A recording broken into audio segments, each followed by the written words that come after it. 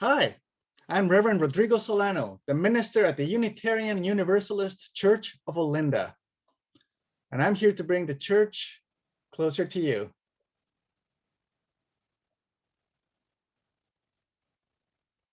When I first moved for seminary studies to one of the bagel capitals of North America, Montreal, I hadn't really appreciated the significance of people's devotion to their preferred sect of bagel.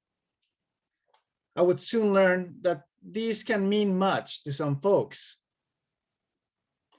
As my new roommate and her dad helped with the move, I quickly staked out my new neighborhood, making notes of its amenities and its local flavor.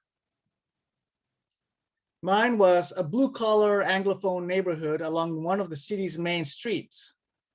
I was glad to see that there were 2 grocery stores within a block, as well as a dépanneur, convenience store.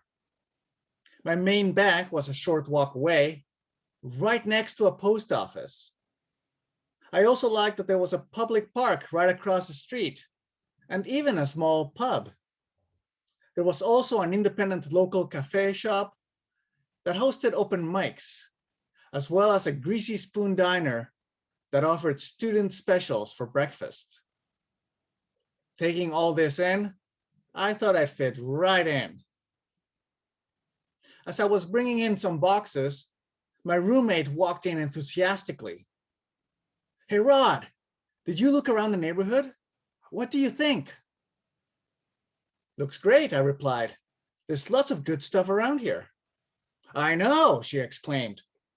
"Did you see the bagel shop at the corner?" I admit I was rather taken aback by this. Out of all the things I noticed during my reconnaissance mission around the new neighborhood, the bagel shop at the nearby corner hadn't even entered my radar.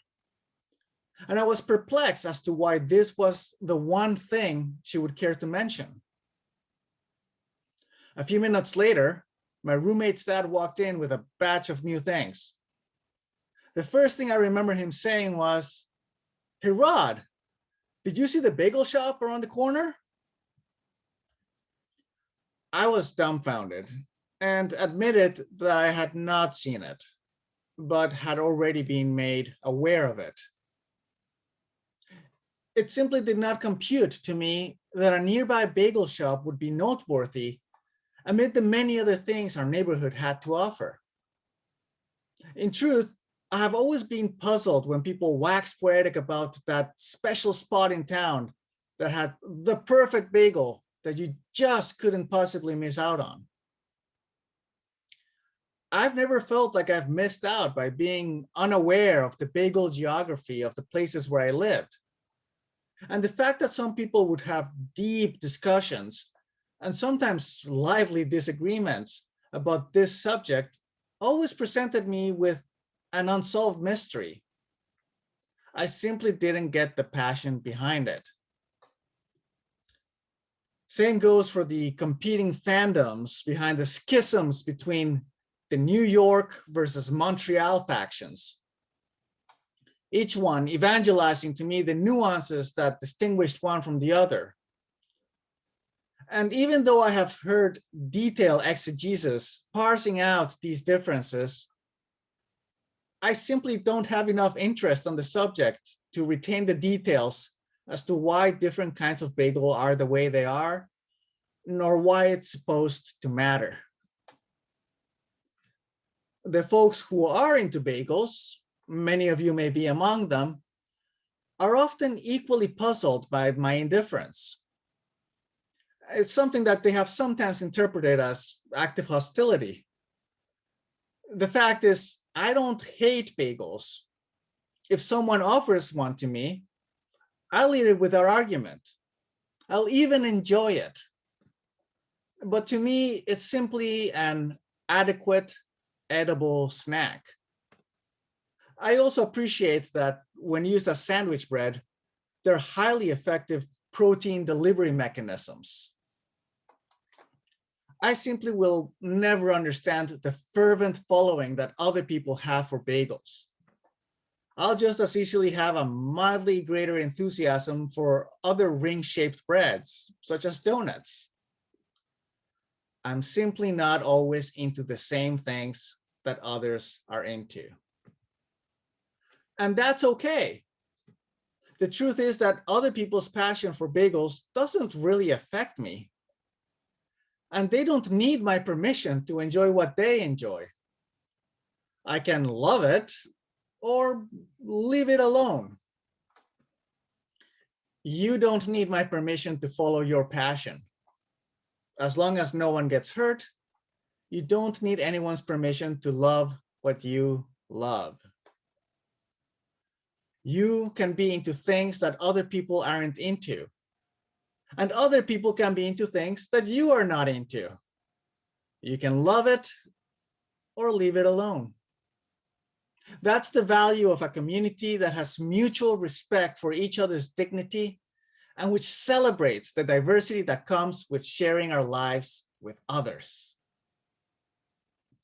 Some folks are into poppy seeds. Some like sesame seeds of different colors. Some prefer onion and others garlic. Others are even into burnt cheese. And some people are into everything. My friends, on a day when we celebrate love, we also open ourselves to recognizing how love comes in many forms. In our Unitarian Universalist tradition, this is not an entirely new conversation. We know that some people express their love in different ways than some of us might. Some people are into something that we might not be into. As long as no one gets hurt, that's perfectly fine. In fact, it's worth celebrating. Even if we don't understand why some folks are so passionate about something that might not speak to us, we can love it or leave it.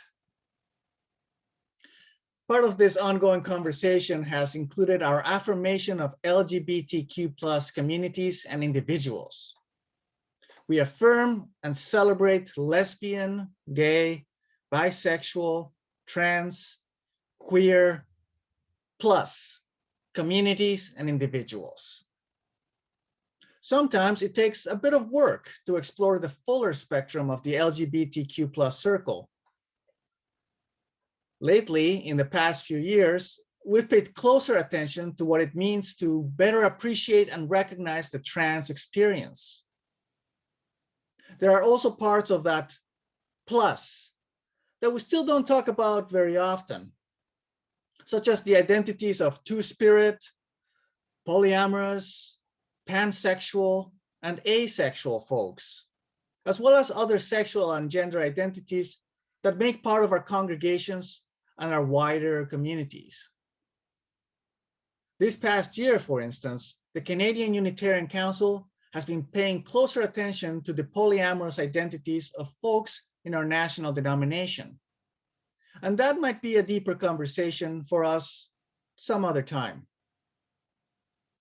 My friends, how people identify, how they express their love, and how they develop relationships is also part of who their family is.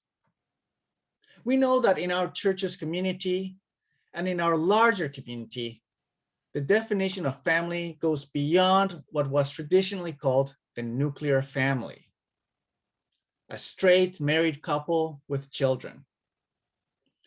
Some of you have that kind of family, and that is perfectly fine. Many of you might not. Either you don't want it that way, don't need it that way, or you don't anymore, or you don't yet.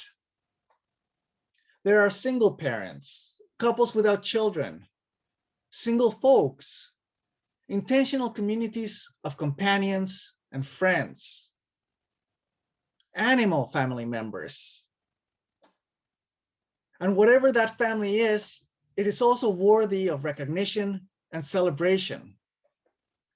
Not everyone's family is like yours. It might be hard for us to understand why some folks' families are the way they are, or why they might want them that way. But That's beside the point. Your families of origin and your families of choice are the people who you love and who love you, who hold you and support you. And that is worth celebrating. That is worth at least a holiday or two. My friends, in this Valentine's Day and this coming Family Day, may all who you love, all whom you hold dear, and who hold you dearly, be a cause for celebration. So may it be, in solidarity and love.